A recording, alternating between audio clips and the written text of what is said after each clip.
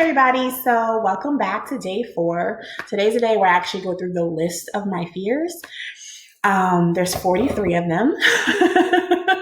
So it's a long list. And some of them are irrational, some of them are funny, some of them are fears that like a lot of people have. But since this entire Fearless Jasmine series was based on this list of fears, I thought it would be fair that I share them all. So number 1, going live. Just going live on Instagram, going live on Facebook, I'm getting over it with these videos because technically these are live. You see them pre-recorded, but I don't edit these whatsoever. I don't do anything to them. I literally sit wherever I'm going to sit and then I just start talking. So this is at least a step in the direction of going live. 2, being in front of the camera. If you watch my last video, you'll see that I realized I'm actually nowhere near as afraid of being in front of the camera as I was before I started this. Turns out it was more so fear in the anxiety and anticipation of doing so as opposed to actually doing it, because now that I do it, it doesn't bother me. Number 3, showing people my teeth. People tell me often that they actually like my smile. I don't like my smile. So even though I laugh a lot and I smile a lot and I giggle a lot, I don't actually like to show people my teeth. 4, heights. I don't even like getting up on ladders. That is how severe my fear of heights is. 5, and this one is controversial. But you can say I'm prejudiced, whatever. I am scared of older white women. I'm going to tell you why. This is not just like a random prejudice. I have documented history throughout my entire life of older white people being racist to me, specifically women taking action against me. So my background, my history, I skipped kindergarten and first grade. I was a very smart child. I would have skipped more grades. My mom actually stopped me at 2nd grade because she wanted me to at least have like normal social skills, right? But 3rd grade, 5th grade, 6th, 7th, and 8th grade, I lived in a town called Cary. It's in North Carolina. It's right outside of Raleigh. And this is in the early 90s. And I had a teacher, my 3rd grade teacher, my 5th grade teacher, and some of my middle school teachers were outright racist women. My 3rd grade teacher told me and my mom it was not possible for a little Black girl to be as smart as I was. My 5th grade teacher outright tried to fail me. She literally gave me U's. I don't know if anybody remembers, like new kids, it seems like all of them follow the A, B, C, D, F system. But back then you could get a U, which was for like unsatisfactory, but it was the same as an F. She outright gave me a U any chance she could get. Like one time I got one question wrong and she took off like 40 points off of an assignment. She gave me a U because I forgot to write my name on my paper. All kinds of things. And it was literally because she wanted me to flunk. She got fired 2 years later. I remember her name and everything. But yes, older white women, like white women over the age of like 60 in the South, I just think in my mind, like if I do something they don't consider to be for me, how would they try to take me down? That is how I feel about older white women because it's happened throughout my life. 6, insects, especially spiders. I don't even, and I don't kill insects. I step over ant trails when like ants are walking on the sidewalk. I will step over it. I have a severe fear of insects, and I don't kill them either. 7, public speaking. 8, Random networking, like going to a conference and having to network with people I don't know. 9, pitching. The reason I went through 7, 8, and 9 so quickly is because they are all very similar. Talking to people, selling myself, whether it be to one person or a group of people, it just feels like I'm having to market me. And that shine of a spotlight on me opens up the door for rejection. And I think that is my real fear. 10, pain from exercise. Y'all, I do whatever I can to avoid exercise pain. And I really need to quit. Like, diet can only take you so far. Diet will get rid of extra fat. It will not build your muscle. So I got to get rid of number 10. 11, putting my personal life out there. If most of you know, I don't really talk about my personal life whatsoever. I tell like funny stories about my children, but I don't really talk about any of my struggles. I don't talk about feelings. I don't really talk about any of that. Yeah, I think I am afraid of what may come, what attention may come, what controversy may come. Which is funny because the fear number 12 is confrontation. I am a cautious person. I don't like confrontation. I don't like negativity whatsoever. So sometimes I think that if I put what I truly think out there, I am also put in a position to defend it. And that seems negative to me. Also, when it comes to confrontation, this happens in customer service where I've had clients be rude to me or disrespectful to me or really push buttons, and I don't manage my boundaries well because I'm so anti-confrontational. And I really need to work on that. I'm really, really, really trying to work on establishing my boundaries. Having boundaries is better than being afraid of confrontation. Number 13 also falls in line with the boundaries. Telling people no.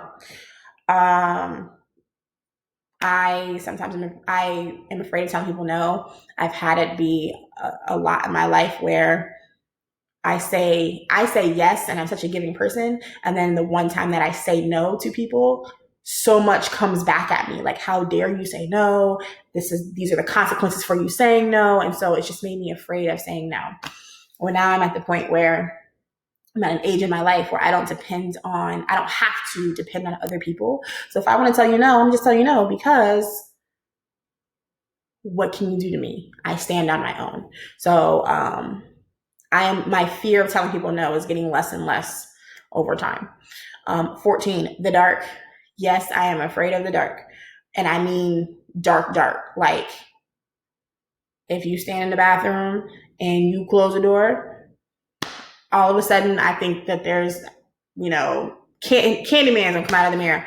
I don't know. 15, roller coasters. Final Destination 2 did me in. 16, bungee jumping. That episode of Fresh Prince did me in. 17, open ocean. Jaws. I guess I should have never watched so much TV or movies, which is actually really funny because as a kid, I wasn't allowed to watch TV during the weekdays. So I really didn't see a lot of TV until I was an adult. Number 18, death. I had time to sit and think about this one. I am afraid to die. And I think the reason I'm afraid to die is because I have so much left to do. I feel like I would be a ghost wandering because I have a lot of unfinished business. So what I have been doing to help myself with that is, one, I've started documenting all of my ideas and how to execute them. So maybe if I die, somebody can carry the stuff on. And then I have life insurance, but I want to get another life insurance policy. And I've also started writing down the things I would want to say to my girls when they're older. So again, if I die, those words will at least be out there for them to have access to. Yeah, so death. I'm afraid of dying. Um, 19, going to public places alone. Now, I don't mean like all public places, but places where you're supposed to socialize. Like, I don't go to clubs alone. Um, it's just a lot like event type spaces. I don't go to concerts alone. I don't do like go to places with a lot of other people by myself. I've been to the movies by myself. I've taken myself out to eat, but nothing like entertainment, I guess, by myself. Like maybe I should take myself bowling, right? See, something like that. I don't do that. 20, failure. I'm so afraid of being a failure because I don't want anybody to come to me with an I told you so. I just don't want to be a failure. I don't want to have to look at myself in the mirror. I don't want to feel bad. I don't want to feel unaccomplished. I don't want to think about all the cool things that I wrote down that everybody said were so dope and I never did anything with them. Like, yo, I also don't want to wake up one day and have a negative credit score and a negative bank account and have to pick myself up. I'm so risk averse because I'm so scared of failure. So we'll see how I deal with that. Which also ties into number 21, unrealized potential. I'm afraid of being unrealized potential, like looking at myself and just doing what I can to pay bills as opposed to having all these things I really could do and never accomplishing them. So maybe not unrealized because that implies that I don't see it. Maybe unaccomplished potential. 22, being dirty. I don't play in the mud. Part of it's because of bugs, but also like the germs that could be in dirt. I don't like the feeling of dirty fingernails. Like I just, all right. 23, being in a pool at night. If I can't see through the water, as far as I'm concerned, there's a shark in there. I know it's completely irrational, but sharks can be in pools. And in New Orleans, a crocodile could be in a pool. So you never know. You never know. I think that's completely irrational. 24, walking into a new barbershop. Being a woman and walking into a barbershop for the first time, like barbers for real, y'all gotta start having websites or apps or even on your Instagram page, making it so I can book. So when I show up, I'm not having to ask who you are. I know what your face looks like. And I know that I can say, hey, it's my turn. It's my time. Go ahead and call me when you're ready. Because the anxiety of walking into a room full of men, like that's y'all space. It makes me nervous. All right. 25, camping. There are 13 Halloween movies that prove my point. 26, animals and nature. I love plants. I don't dislike animals. Like I like animals, but I think I have a healthy fear. I don't walk up and touch animals. Let them live their life. As long as they're over there, in the woods that I don't go to because I don't camp, or behind a fence, whatever, then I'm not afraid of them. I'm afraid of being in an animal's space where they can act like an animal to me. Number 27, spit. First of all, that sound actually makes me nauseous. The sound of somebody who does like, I will throw up. And then my greatest fear is that someone spits on me. Ew. 28, 28, forgetting my life. I have a notoriously bad memory. So like I like to text people or Facebook people or email people or DM people because I know that I can always go back and read them and look at them. When people have conversations with me, I forget those conversations. So I think my thing with that is I need, and I've said this before, I've said this so many times before, I need to journal daily so that I can remember my life, because I don't want to be old and sit around and want to reminisce with my kids and my grandkids and my great grandkids, you know, if I'm blessed to get to that level, and not be able to tell them anything. I want to have things to tell them, which also ties into number 29, being mundane. I don't want to be 80 years old and not have stories. Let's say I do remember my entire life. If it was boring Monday through Sunday, then that's pointless. So I don't want to be mundane. 30. I think after writing 1 through 29, I finally figured out that 30 is actually my biggest fear, being rejected. I think a lot of the other ones tie into this one. I'm not sure, maybe because I don't like confrontation or I don't like pain. Being rejected, it just seems like the worst thing that could happen to me. But really, is somebody telling me no the worst thing? I think maybe I'm scared of how they'll tell me no. Because if somebody sends me an email and it just says, hey, we didn't pick you this time, not a big deal. Maybe I'm afraid of somebody like really doing it in an extravagant way. I don't know. 31, being critiqued. I am a people pleaser by nature. If I am critiqued,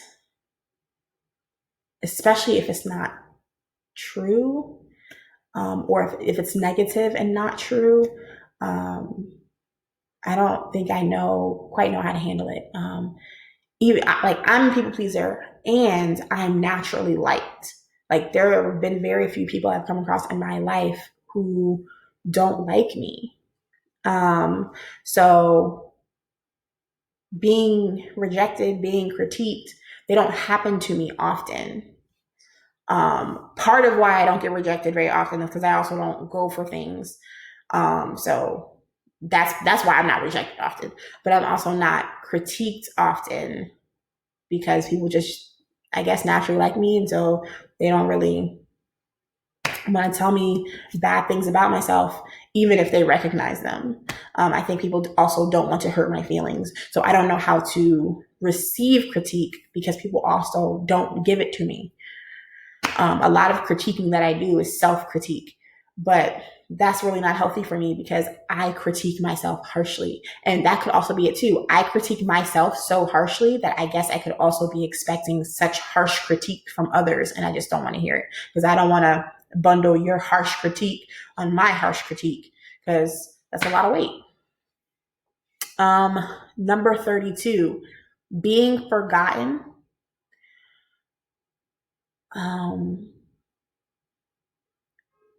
When my mom passed 3 years ago, I realized after she passed that a lot of what was left behind were things.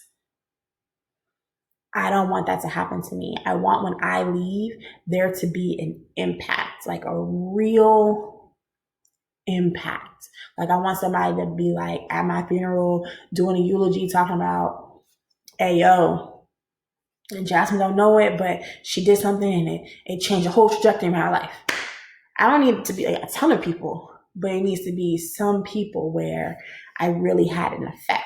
Like it really is important to me that I helped the world be better when I'm out than it was when I got here. Number 33, wearing white pants while I am on my period. Number 34.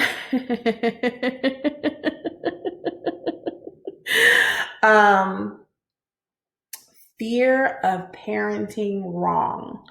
I think this is a fear that a lot of parents who care about their parenting have. I mean, technically there's not a lot of wrong ways to parent. There's obvious abuse, stuff like that. But in the grand scheme of things, there's no right or wrong way to parent if you are parenting to your child. But I think my fear is that like they'll get older and they will tell me that I did all these things so wrong, or they'll grow up and they'll be bad people. And then I'll have to wonder what I did wrong.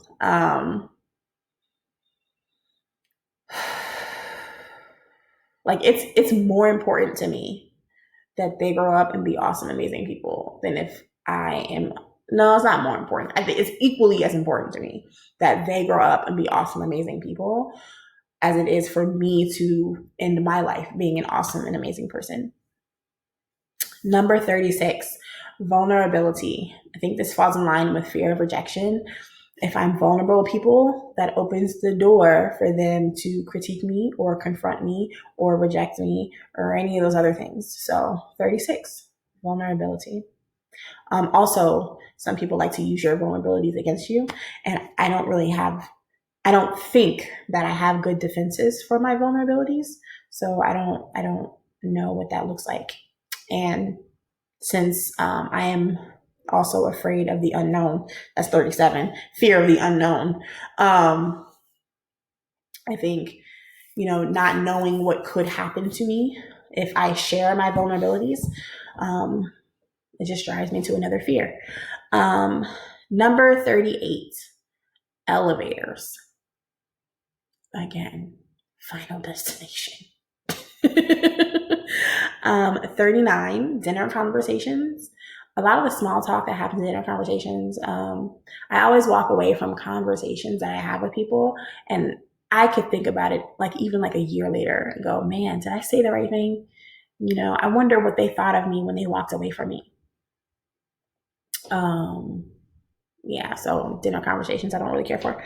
I'm afraid of, I don't know if this is the rejection or what, but there's a fear. So number 40, undressing in front of someone also falls in line with the rejection and the critique, and how harsh I am on myself. Everyone's body has flaws. Everyone's. But letting people see your flaws is terrifying. 41. It's called doxophobia, but it means expressing your opinion. So again, I think this falls in line with me being, non-confrontational. If I express my opinion, my real opinion, especially in settings where someone has expressed their opinion first, so then I want to come back with my opinion in counteraction of that, I think the confrontation that could ensue might bother me. I'm afraid of that.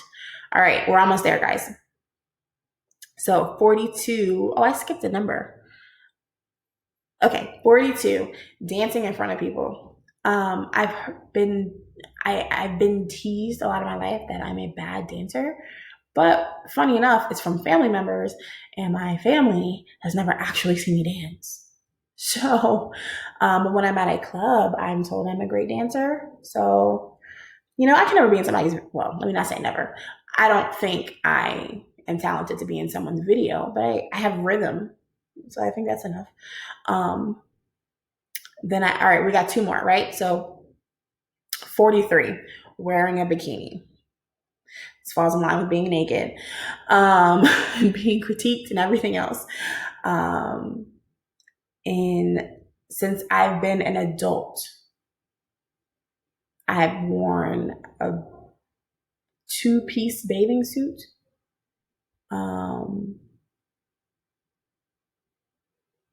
When I was 21, I went on a cruise and I wore some two-piece bathing suits while on that cruise.